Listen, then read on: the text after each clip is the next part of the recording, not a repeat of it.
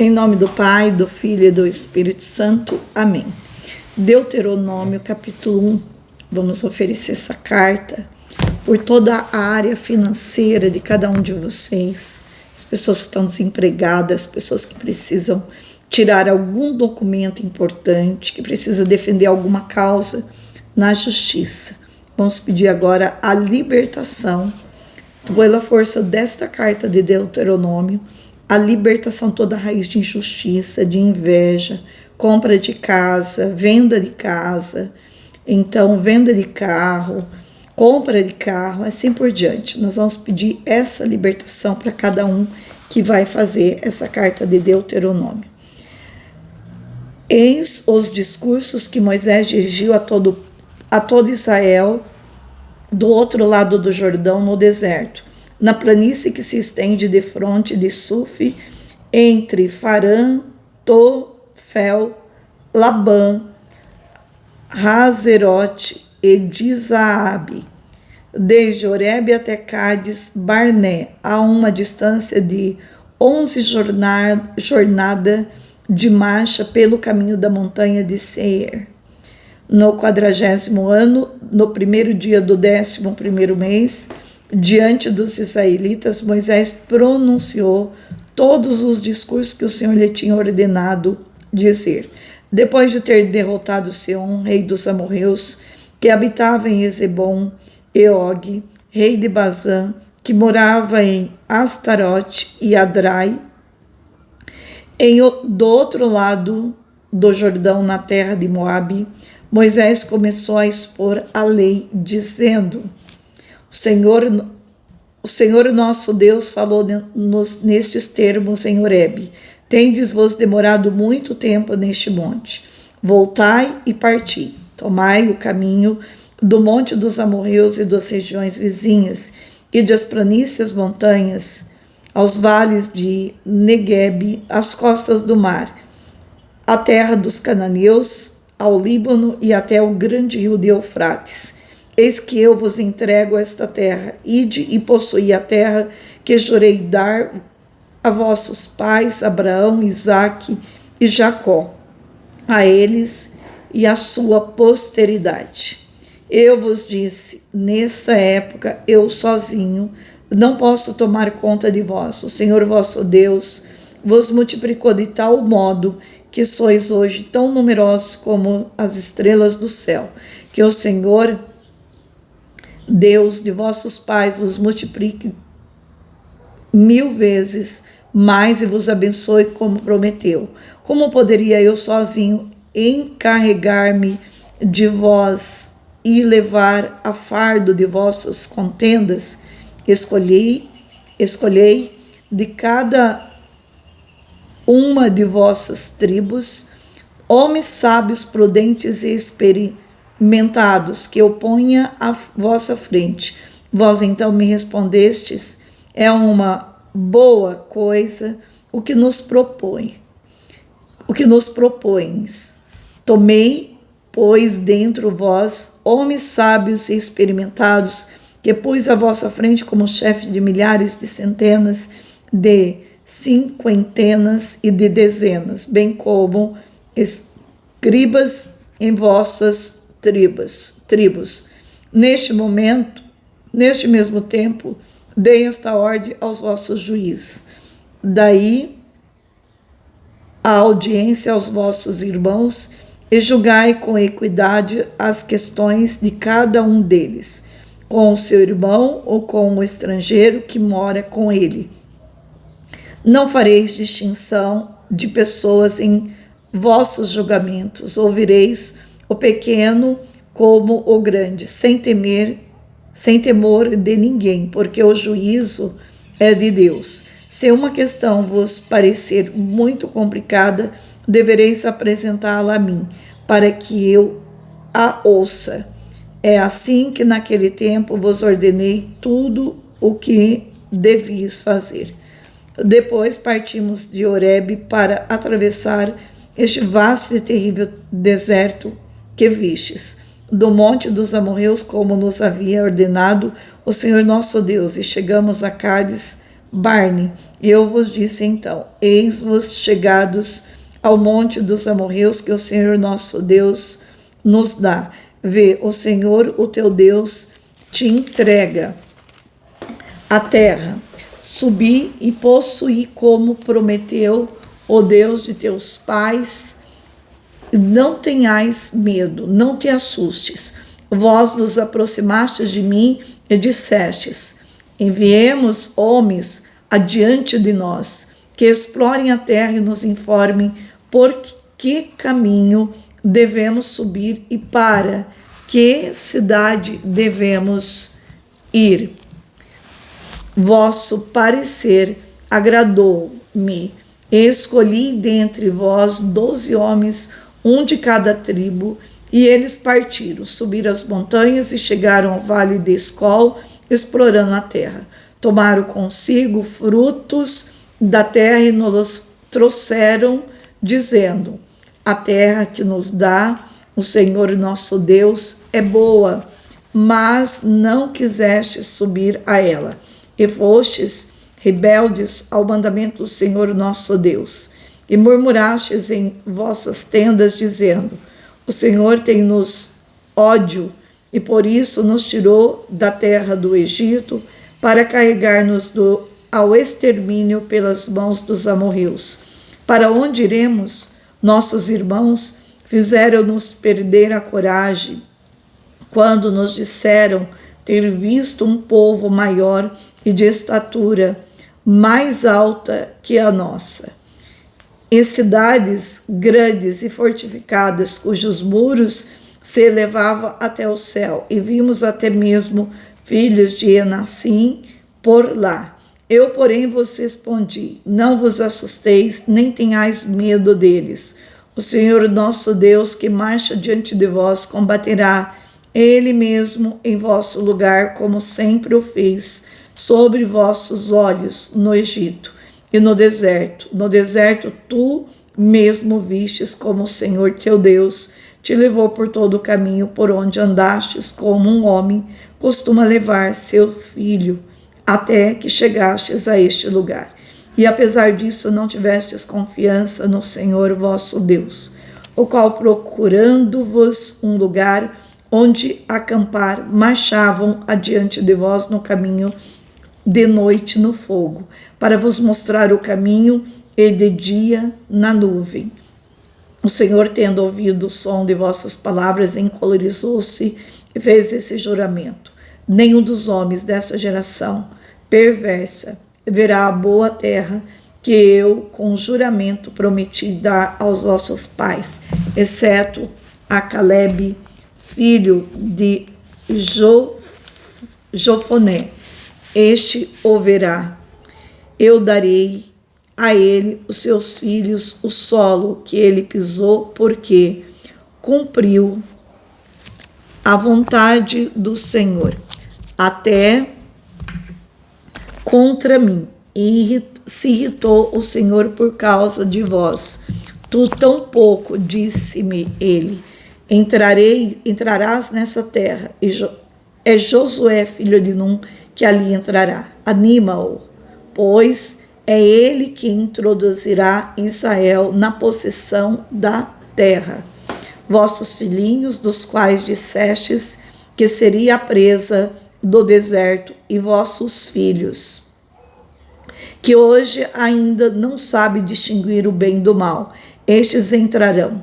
A eles darei a terra e o possuirão. Quanto a vós, voltai para trás e parti para o deserto na direção do Mar Vermelho. Vós respondestes-me: pecamos contra o Senhor, vamos combater como o Senhor nosso Deus nos ordenou.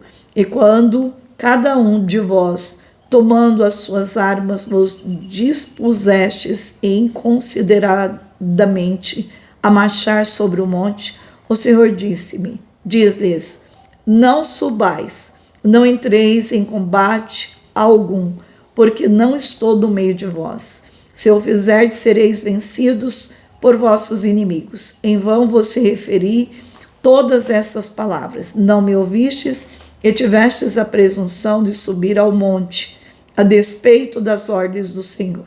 Então os amorreus que eu habitava nesta montanha saíram contra vós, perseguiram-vos como abelhas e retalharam-vos desde Seir a Ormã.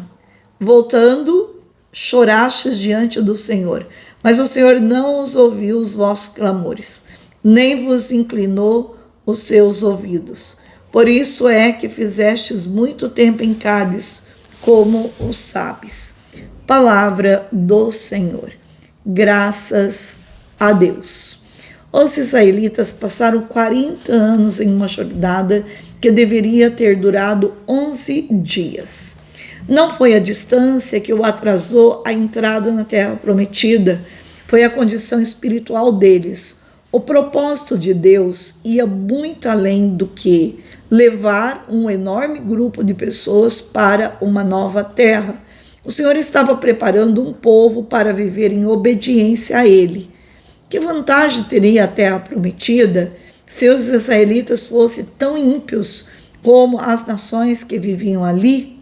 A jornada foi dolorosa, mas necessária para a preparação. Por meio dela, o Senhor se revelou aos israelitas como Deus vivo, o líder da sua nação.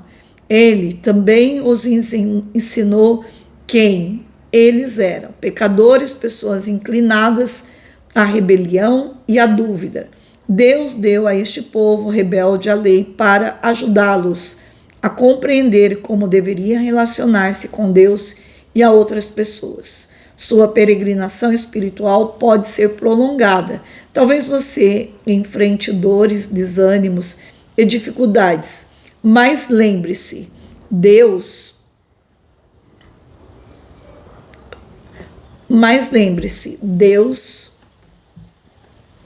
não está apenas mantendo você vivo, deseja prepará-lo para servi-lo e para ser fiel a Ele. Os 40 anos de peregrinação no deserto haviam chegado ao fim. Os acontecimentos narrados em Deuteronômio cobrem apenas uma das 2 semanas do 11º mês do 40º ano de peregrinação, Deuteronômio 1:3. O último mês, os israelitas passaram em luto por Moisés, Deuteronômio 34:8. Então, entraram na terra prometida no 1º mês do 41º ano após o êxodo, Josué 4:19. Note que o resumo que Moisés fez sobre a jornada dos 40 anos de Israel começa pelo episódio no Monte Sinai, não no Egito. Porque Moisés exclui a primeira parte do êxodo? Porque não se referiu ao percurso geográfico, e sim ao desenvolvimento da nação. Na mente de Moisés, Israel surgiu no Sinai, não no Egito, pois foi o monte que Deus fez sua aliança com o povo, Êxodo 19:20. Com a aliança vieram o conhecimento sobre a lei de Deus e a responsabilidade de obedecê-la. Após terem escolhido seguir Deus, o povo precisava conhecê-lo. Então, o Senhor deu um conjunto de mandamentos e diretrizes que podem ser encontradas nos livros de Êxodo, Levítico e Números, para ensinar ao povo como viver segundo a vontade dele. Israel não mais poderia dizer que não sabia a diferença entre o certo e o errado. A nação prometeu seguir a Deus, descobriu como fazer isso e adquiriu a responsabilidade de fazê-lo. Se Deus mandar que você levante o acampamento e enfrente um desafio dado por ele, você está pronto para obedecer?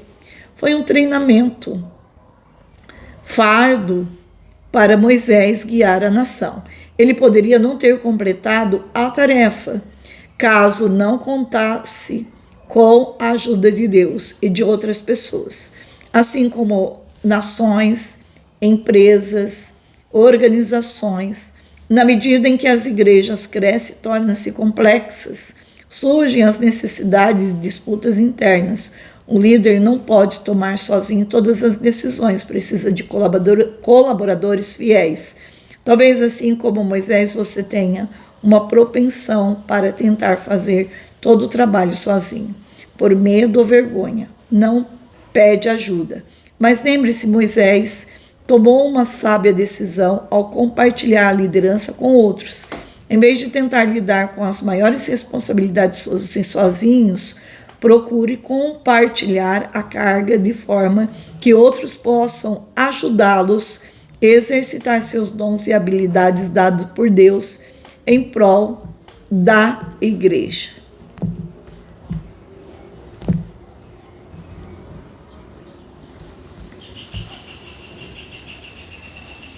Moisés demonstrou ter algumas qualidades comuns nos bons líderes, como sabedoria, experiência e compreensão. Elas são bem diferentes daquelas que costumam ajudar e eleger os líderes de hoje. Boa aparência, riqueza, popularidade, disposição para fazer qualquer coisa para chegar ao topo. As qualidades demonstradas por Moisés devem ser cultivadas por nós, que lideramos, e deve ser identificada naqueles a quem elegemos como líderes. Os espias foram enviados a Canaã não para julgar se os israelitas deveriam ou não entrar lá, mas para descobrir por onde eles poderiam entrar. Ao retomar, porém, a maior parte dos espias concluiu: não valia a pena enfrentar os obstáculos para possuir a terra. Deus teria dado aos israelitas o poder para conquistarem Canaã, mas eles temeram os riscos e decidiram não enfrentar os desafios.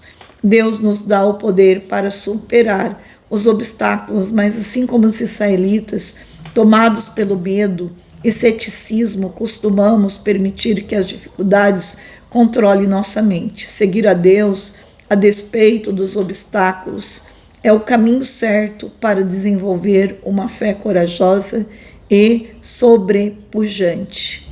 Moisés relembrou Israel a história da missão dos espias à terra prometida, como está em Números 13, 14. Recordou que quando estes retomaram com o relatório sobre o gigante e as cidades muradas, os israelitas temeram prosseguir e começaram a reclamar de sua condição. Mas o relato da minoria, Josué e Caleb,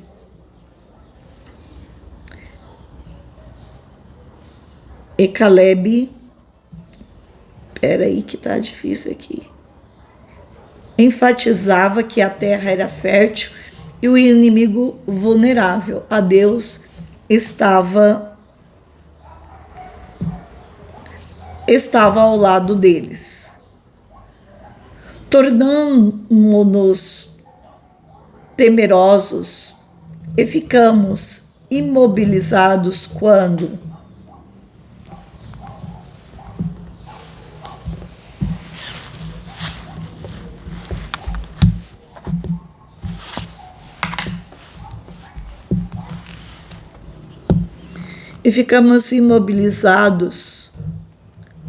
quando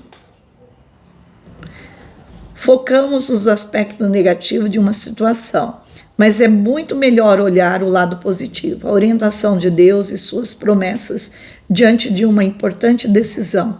Descubra o que deve fazer e haja com fé. Olhe para as bênçãos enquanto confia em Deus para vencer os obstáculos. Os problemas não podem roubar sua vitória. Canaã era uma terra com gigantes e fortalezas imponentes. Os descendentes de Anak deviam ter entre 2,20 e 2,70 metros de altura. As cidades fortificadas possuíam muros de aproximadamente 9 metros de altura. O medo dos israelitas era compreensível, mas não desculpável, pois o Deus Todo-Poderoso já lhes havia prometido a vitória.